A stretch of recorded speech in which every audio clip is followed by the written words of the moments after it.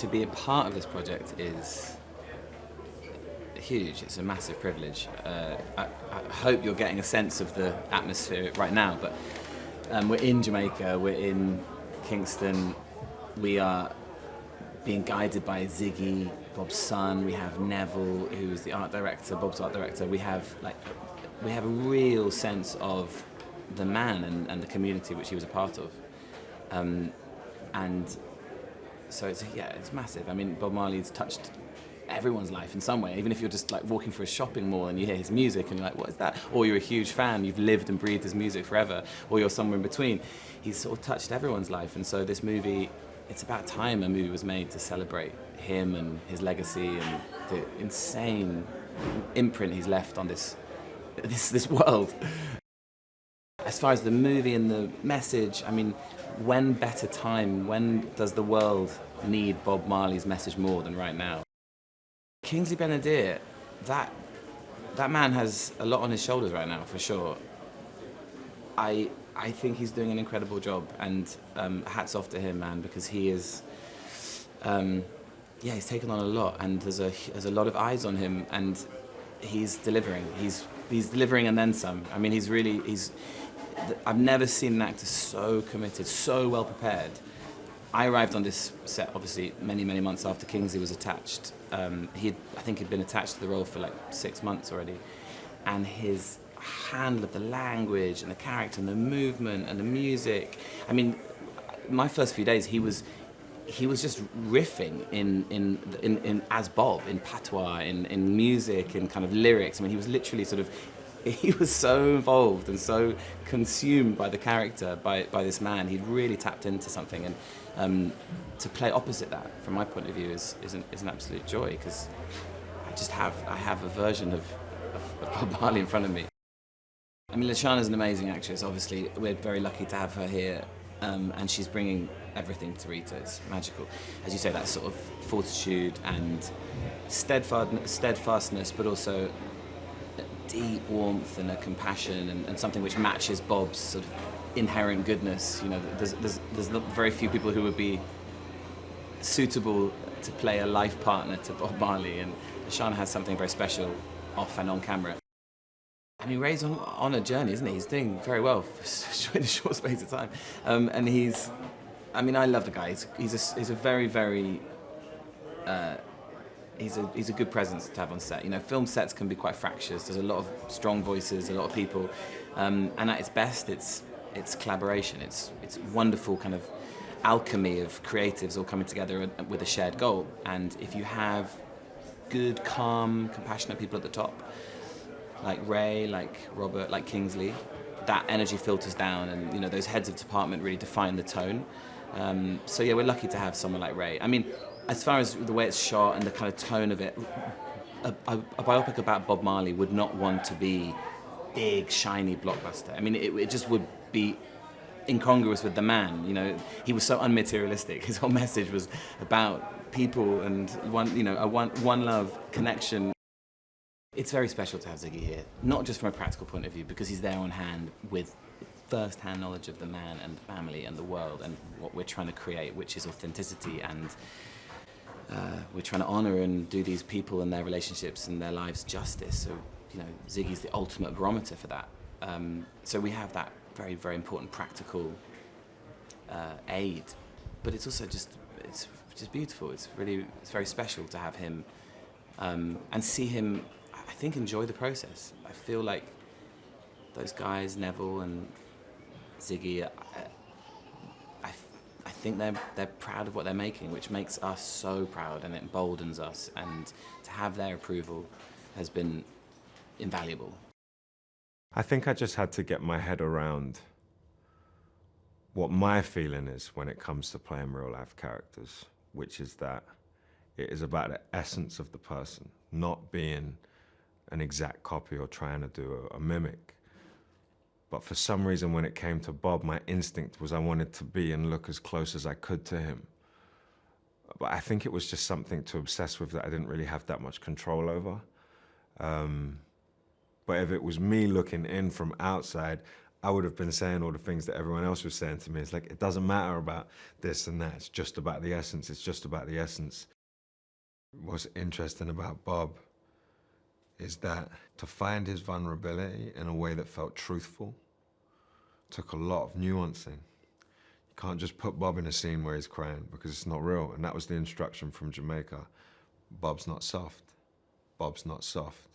Tough gang, you know. So as much as we like to put that on him, the instruction from Jamaica and the family was, you have to understand that this man was closer to a football manager in terms of his stance and his position.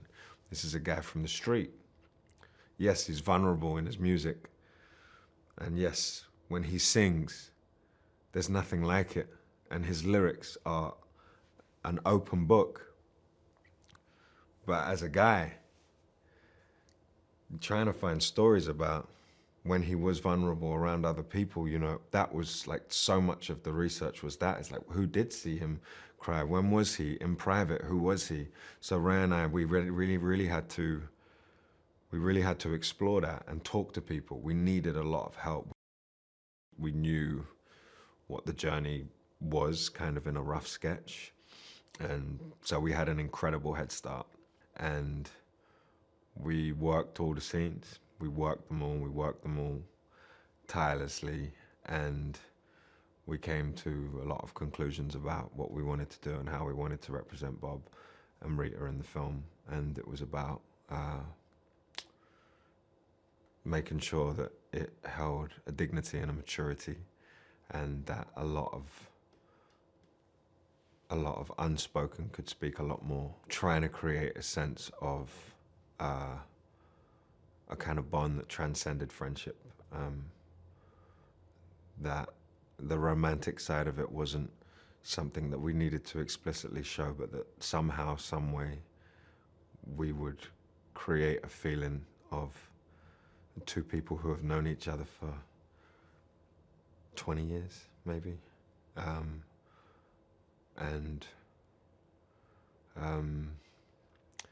Lashana's work speaks for itself. What she brought to set was an incredible spirit and a calmness that I needed. Whenever Lashana was on set, it was a better day.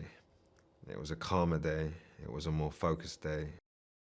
Yeah, I went to hit like Bob's house, you know, in the government yard, and went into his bedroom and you know, and going into Hope Road and seeing where he recorded and all those places. Yeah, it's really, I don't know what that feeling is. Imaginatively, it's just really helpful.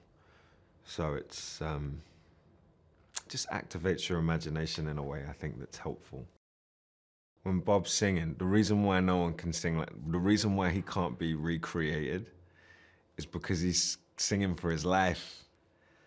Like, music is everything to him. This is my interpretation anyway, is that music and Bob, he's singing from his soul and his gut. He's given everything. There was no half concert. There was no half-hearted night. He's singing for his life. So you can't copy him. So of course they're gonna use his voices for the concerts because I can't reach the vocal sort of genius that he did.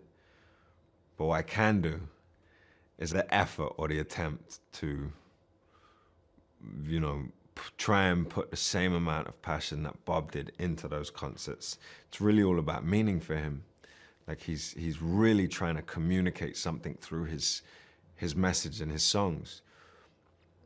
And I understand that as an actor, because, you know, in playing the meaning, like trying to articulate something in a scene, that's what he's doing with his music. And it was actually quite enjoyable. I mean, you watch Bob, if you just put Bob on any concert, and I'm convinced he's singing for his life every time he opens his mouth. Singing to God for the people, like it's a deeper thing for him. So the concerts for me were just about like, wow, I was really just kind of find my version of that. Like, so I do hope it comes across. So I came on the project because of Ray, Reinaldo, Marcus Green, the director. He and I go back to his first film. He had a film called Monsters and Men a few years ago, and I scored that, and then also worked with him on King Richard. And so as soon as he got the opportunity to do this, he started talking to me about it. And I remember us having early conversations about, you know, what this might be to take on this responsibility. And so for me, I feel like it was my mind already went into overdrive trying to think about how to represent Bob through the score and how that score would relate to his music, and trying to have some sort of continuity between the two, but also making sure that those two things felt like they had their own identities. And so that definitely felt like a decent amount of pressure and responsibility to take on, but not only having the support of Ray, but also having conversations with Ziggy and now Steven, and having them step into the process with me to talk about what instruments we might be able to use to help the score feel like it has some cultural significance and roots, and continuing to work with them to figure out how we make sure that the sound in the score, whether it's thematically or instrumentation wise or, you know, size wise, that it all feels like it makes sense and comes from the core that is Bob's music. I think it's so amazing and so important that this film's being made, just because of, you know, what Bob Marley stood for as an artist and as a human. And I feel like we're in a time where that message is going to land pretty deeply, I think. Even me reading the script and having conversations with Ray about it, it feels like, and watching old interviews with him, it feels like all messages that are helpful for me to keep in mind myself. And it's just so inspirational to see how selfless he really was with his life and with his effort and his energy, and how much he put everything he could into the music and what he was trying to do with that music. And so I feel like, you know, he was hands down one of the greatest artists of all time when you look at like his impact on the world globally and how many people know his music in every part of the world. But again, I think that right now is such a very particular time for us to have a reminder of what his life and his music stood for. What's so interesting about his catalog is that even if you haven't spent time dedicating yourself to learning his music, you probably know a lot of his songs. You know, I think about the fact that, like, for me, it wasn't until high school that I really started to dig a bit deeper into his catalog. And then as I got older, kind of going a bit further. And as soon as I did that, there were so many songs where I was like, oh, I actually kind of already know this song, even though I never really like intentionally sat down and listened to it. It already impacted my life. And so I think that that shows how infectious some of these melodies are, some of these like themes are, and also just what he's saying in the music. When I first started talking to Ziggy about what the score would be on this film, and we talked about the importance of making sure the culture felt and the music felt like it had a very significant presence on the score, and that like the score wasn't just your typical Hollywood like cinematic score. They mentioned that they were coming to Jamaica for the filming, and I was like, man, I'd really love to try to come down there. And they're like, yeah, you should do that. And then I feel like a week later, I was talking to the studio about booking a flight, and then like Ziggy and Matt were sending me information about Nyabingi music and like historical information about reggae music and documentaries to watch. And so I started watching all those things, and also immediately felt like, well, we need to record something while we're down here. Like my initial reason for coming down here was just to visit set, just like, you know, see how things are going and like see if being here would have some sort of inspiration. But it felt so important to record something while we were here and try to capture something that felt like it was, you know, I feel like anytime you try to record authentic music not in that place, it always feels like it's like a little removed. So for me, it felt like so important to record something here, and it feels like pretty amazing to yeah, to just be here and to have this experience going into writing music for this. Bob's music, his energy, his vibration is a soundtrack to my childhood. So my connection with him and what he represented and still represents today and will forever is one that is from home. And when I say home, I mean my household, my culture, my spirit, who I am as an artist myself. He represents so much foundationally that I think anyone would be remiss to not include him in being an influence in most creatives' lives, like most. Whether you're a musician or an actor or a writer or anything, he's just a part of the fabric of this earth. So my outlook on him as firstly as a musician, but also as an individual from my parents' country, is that he allows people to access a part of themselves that they wouldn't maybe normally do or wouldn't feel encouraged or confident enough to do. When approaching Rita, I had to make sure the culture was first. That's me as an artist and me representing her.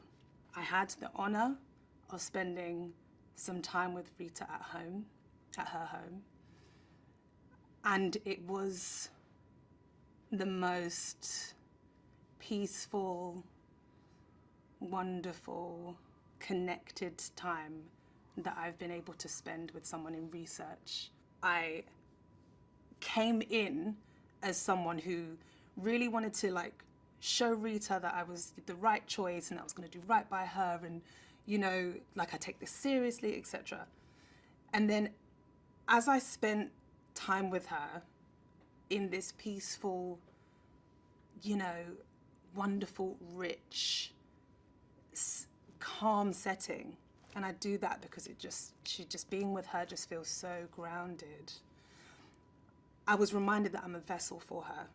I cannot be an actor coming in. I have to be someone who's been given the spiritual opening to represent her. Bob and Rita were spiritual beings that just happened to be encased in a human body, in my opinion. And creating a film-like version of her was just basically going for the truth. What did I feel when I sat with her? What have her children said about her? How did she approach life? How did she feel as a woman? To play a real person who's still on this earth and have the blessing of and the support of and encouragement and information from their children is absolutely invaluable. To be able to text Adela, text Sharon, text Ziggy, be like, would your mum do this? Would she respond to Bob in this way? How do you feel about this line? Every single which way, I was ensuring that whether they were on set or it was over the phone, they had a hand in it, because it was imperative for us to be able to collect the information and churn it into something that was truthful for them, that was a truthful representation of them. And to see them be happy about it, to see them respond to our work in a way that was encouraging and felt right, was amazing. It was, again, invaluable. And I don't know if me and Kingsley would have been able to access what we did in order for us to achieve these portrayals. I don't think we would have if we didn't have the support that we did from Bob and Rita's children. It just guided us in the way that we needed. He is one of the finest, loveliest, most committed actors I've ever worked with in my career. I am getting emotional thinking about his level of dedication and him allowing me to be as present as I was able to be, because he was right there in the center of what he needed to be for Bob. He did not take his foot off the gas at any point. at home even. He was in it, fully in it, from the moment he got that role to now. Like, he's been dedicated to Bob, dedicated to the family, dedicated to the truth, dedicated to making this, we say the word story, but it's not a story, dedicated to making this slice of life as honest and truthful as it can be. And I'm so grateful that he was chosen to take this journey, because I now can't see anyone else play Bob. It could only have been him. Could only have been him. And we've developed, created, and have left something special on camera, I think, that I can only hope that the Marley family are going to be proud of, and that Jamaica are going to be proud of. There's a vibration of Jamaica that if we hadn't have shot there, it just would have been lost. I think it was important for the industry to learn that Jamaica is a place, a country, a space that is a playground for this industry. There's so many incredible locations, such great crews. Everyone is committed. We get work done quickly and timely. There's good vibes. There's good food. And you just get to be as present and real and open and chill at work without being cold. And it also brought home exactly what we're creating here. We're creating something special for a legend. It's a gift to a legend in his own country. I'm excited. I'm excited for the family to get to enjoy it, and to enjoy some moments of like reflecting on how incredible their parents are, and also for young generations who don't have a clue who Bob Marley is, get to learn. There gets to be an education for them whereby they learn who this legend is and what it took and where he sits with the world and what I can learn from him. And do I take any, do I have any like similar values to Bob that maybe I could exercise within my work or school or friendship groups? I think that would be really beautiful, actually, because the way that he approached life was so honest and so rooted in him that in the world we live in now, the world of social media, the world of being swept away by everything being fleeting, I think it's nice to learn of a legend in a non-wispy and fantasy-like biopic that is actually back to the soul of the person. There's so much to say about Bob's life. Everybody you talk to in Bob's circle has a different story. Everybody has a Bob Marley story. When I met him, where I was when I saw him for the first time, everybody was Bob's best friend. So it was just kind of digging through all of that and figuring out what's the most impactful story, again, for the next generation that doesn't know Bob. What's that window in his life that gives us insight into what he was thinking, what he was going through, what he was struggling with, and what he gave us. And what we settled on, the producers, myself, the studio, was that 1976 to 1977 was a period of musical genius. It was a period of time in Bob's life where he captured something, the hearts and minds of people around the world. Exodus went on to sell, millions and millions of copies around the world. Some of the most famous songs of all time. So that period of rich creation was important to us. There was never a point where we set out to make a caricature of Bob, and we knew this film was about making an interpretation about Bob Marley. There's only one Bob, and he's gone. And our film and our role and our responsibility, I see, is trying to carry his legacy. How do we do that? We have to get close. And I think what Kingsley did was interpret Bob. And that's masterful. That's an actor acting, not mimicking. And when I saw that baseline, I knew I had found our guy. It's a tough job. He had the toughest job on the planet. And I tip my cap to Kingsley Ben-Adir for what he did, the effort. And it's hard. We had a soldier, so to speak, along for the ride. I had someone that was really, really deeply committed to really diving into who Bob was, his consciousness, the man behind the lyrics. That was Kingsley. He went so deep into this role. Very few people on planet Earth can do what he did, or even come close. And so just that commitment. And the family, look, they were there to support Kingsley. And I think he knew that. I don't think there is a movie without the support of the family. Having Ziggy on set to be like, my dad was like this, or even tell a joke, or the nuance is really what helps the film feel like a movie and not like something that's on stage.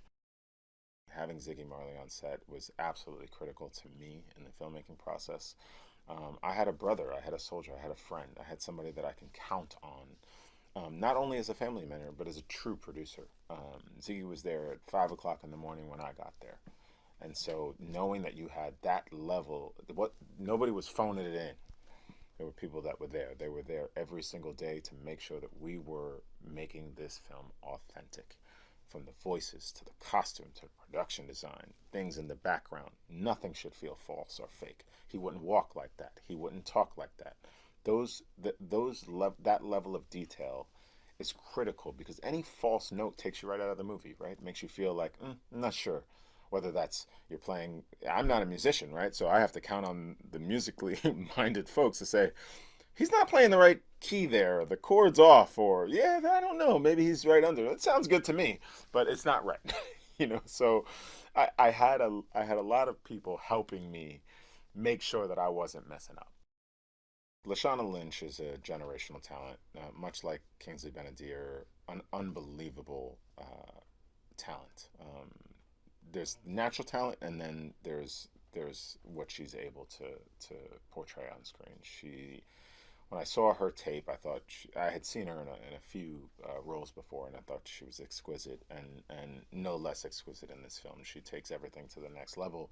She elevates every scene that she's in. She is just that type of actress.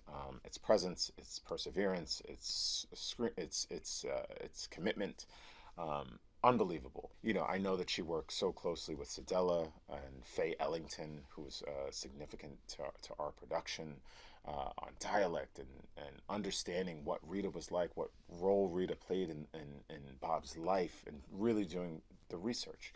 And that's the job of the actor, right? To go in and really dive deep into the character so that the performance doesn't feel flat or doesn't feel surface. And she is somebody that dives deep. She's somebody that goes really deep into character.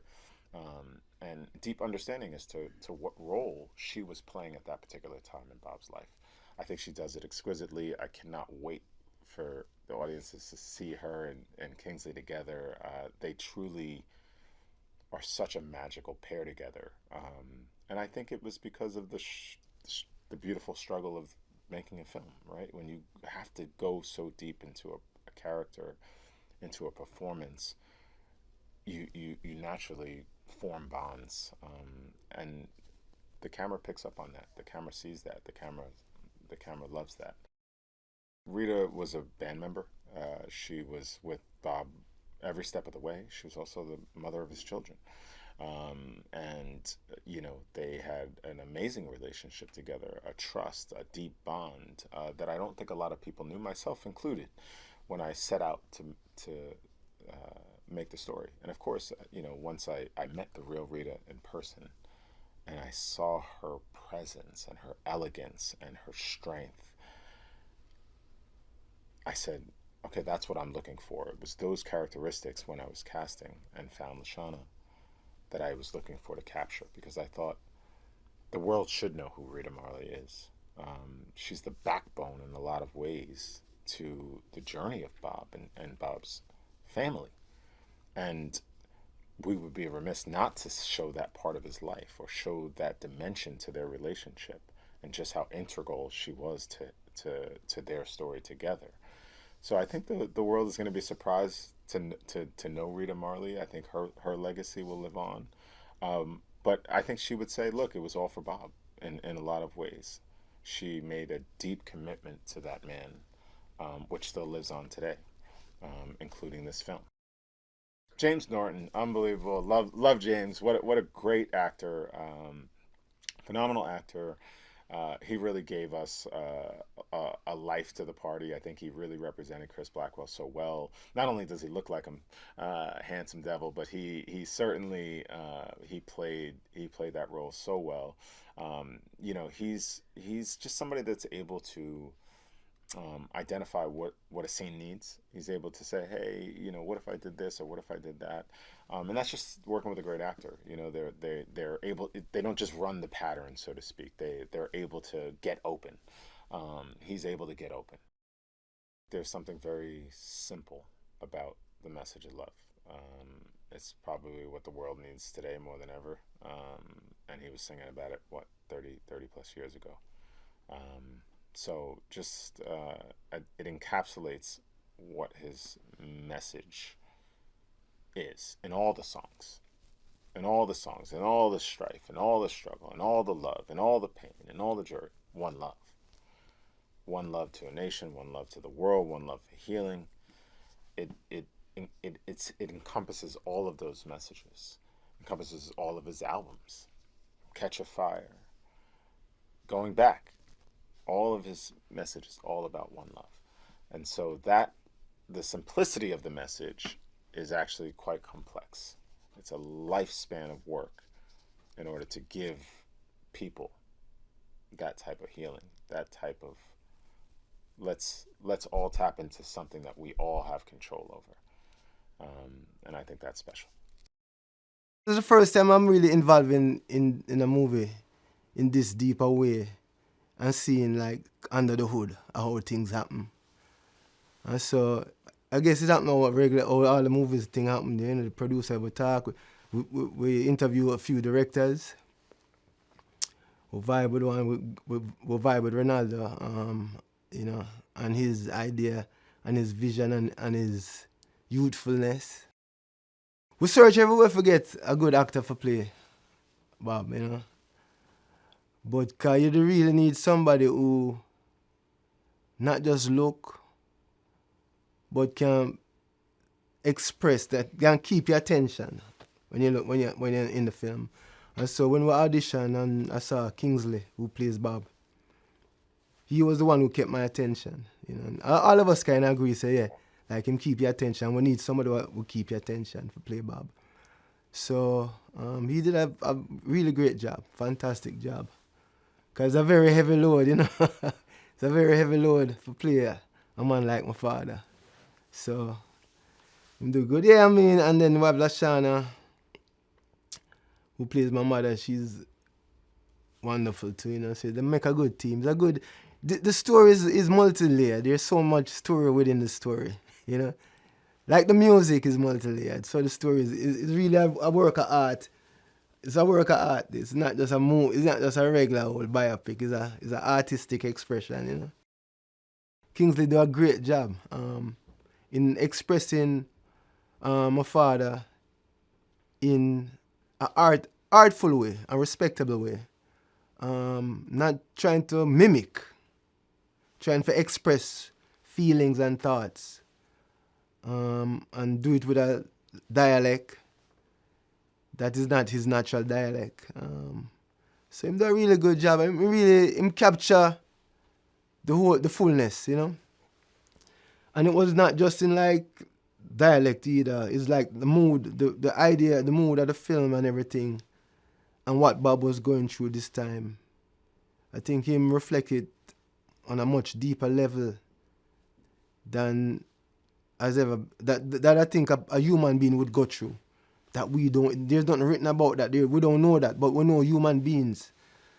And we know when we go through certain experiences, we must have thoughts, you know, we must have things we're thinking about. So I think Kingsley represent the unknown very well in bringing that human element to the experience of Bob, and not just like Bob the legend or Bob the artist or Bob the singer or whatever, but the human side, the emotional side.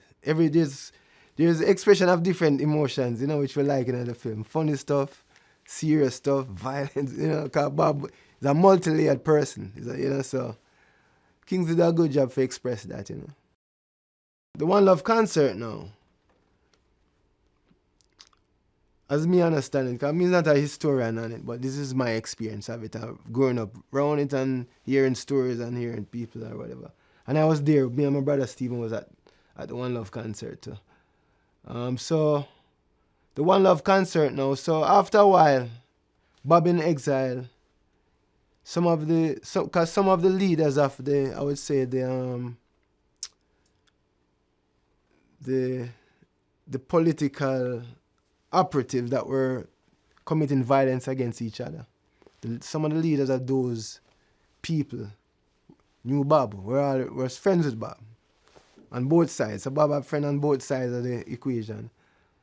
And so after a few, whatever time, them decide say they would like to form a peace so that the people stop fighting over politics, So them never want to do it without Bob, or couldn't do it without Bob, because Bob is such a unifying figure in Jamaica at the time, and him the one to do it the first time anyway. So them come to Bob with the question, say, if he would come back to Jamaica and, for solidify this peace movement, So yeah, that was our next decision, Well, how I describe him is one of us, He's one of the people, And so him different than plenty of the, what them call them, superstar or whatever, or whatever. Because, like, people feel them can touch him. Them can sit down beside him, like, them can eat dinner with him and would be cool. And, it would be, so I feel like that is a real thing, that him touch the people in such a authentic way. So him and him have an authentic relationship where it's not so much like a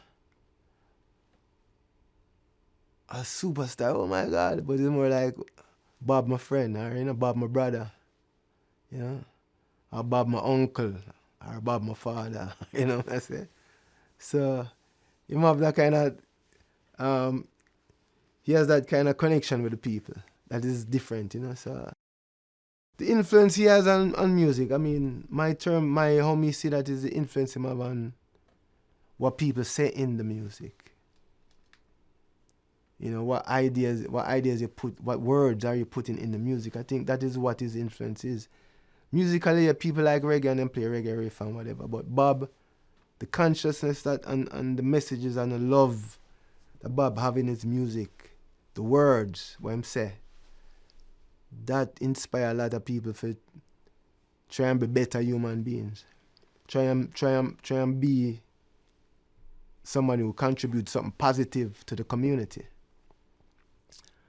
So that is his biggest inspiration, music here, but it's a message really. I mean, inspire other people to sing message, put message in their music, And if them can't put it, them sing his song, Get up, stand up, or so war, So yeah, it inspire that, Yo, it means so much, not to me, to the whole world, me included. Because guess what now? You see what's happening in the world, right? Now, if we can have a movie with named Bob Marley, One Love, be on billboards, and just that alone has sent such a message to the people.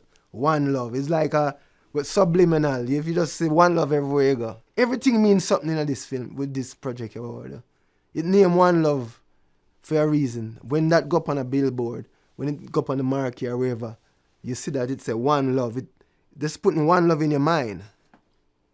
Yeah, so just even, man, yeah, it's such a great thing, Rasta, It's a really bigger than just a movie. This was a very exciting time in his life, and luckily it's also a time of growth and different experiences for him. So if you're at the right timing, instead of trying to tell a life story from birth to when he passed away, find a period of time that is significant in his life, but also entertaining to me as a person who watch movies, and try and tell his tale through that experience.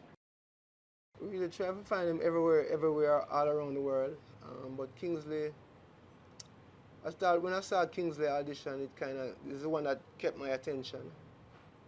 Like, you know, so that was the first reaction to him. So, and he's really the only one who really keep your attention and kind of have a look, you know, so, you know, people can believe it.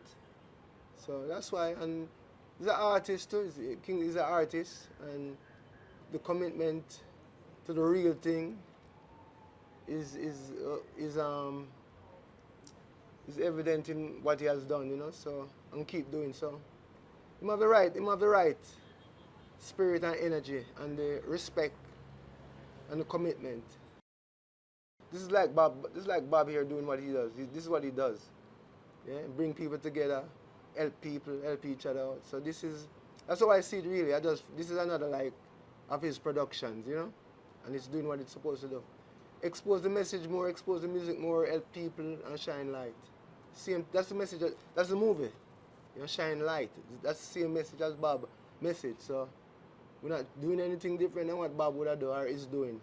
And the same philosophy behind the movie, behind the music, behind the man. From day one, we did feel like a spirit, camaraderie. Something special was going on, something special is happening, you know. We tell the story of Bob Marley. But not just Bob Marley, the individual, but the idea, the philosophy, the love, you know, that energy there. So I feel like that unity and that spirit was created from day one because of the unique person that we're doing it about, you know, and the idea behind him and theme message. So it creates something special. Yeah, I must say, well, it was not an easy task, cause you know, for speak, for act, like to try and capture the essence of Bob, and it's not easy, cause Bob is not just a normal, everyday, you know, guy. You know, he's somebody very unique. So Kingsley, you know, when we spoke with Kingsley the first days before we even accept to do the movie, I think we all agree that authenticity of the character is very important. To be true to who Bob was, how he speaks, how he acts, how he sees the world, how he feels the world. Very important, because we know we're making a Hollywood movie, but Bob is not a Hollywood person. We talk about reggae music because reggae music is integral to the story that we're telling here, and it's a big part of my father, obviously. So not all reggae music carry that spiritual force. Some carry another type of force. Some carry positive, some carry negative. But because of where my father is coming from, the spiritual, that's why the music's so powerful, because it carries a spiritual force with it. You know, it's like, not gospel, but it carries more than just an entertainment value or a listening value. There's something else in it, and that is coming from the Nyabingi, the Nyabingi spirit integrated into Bob the person, but also integrated into the music. Plenty of time if you listen to Bob music, good. You always hear the kete or the phone they are playing. You can't hardly hear it though. And when you see Bob dance, Nyabingi ma dance. That's what he's dancing, the spirit, and Nyabingi. He went deep into the character and deep into the emotions of Bob. Yeah, he didn't just go on the surface. He went deeper, which is a hard thing to do with a personality like Bob. And he always wanted to get it right. You know, I mean, he would fight to get it right. He would, you know, get upset to get it right. It's good. It's good that you have that much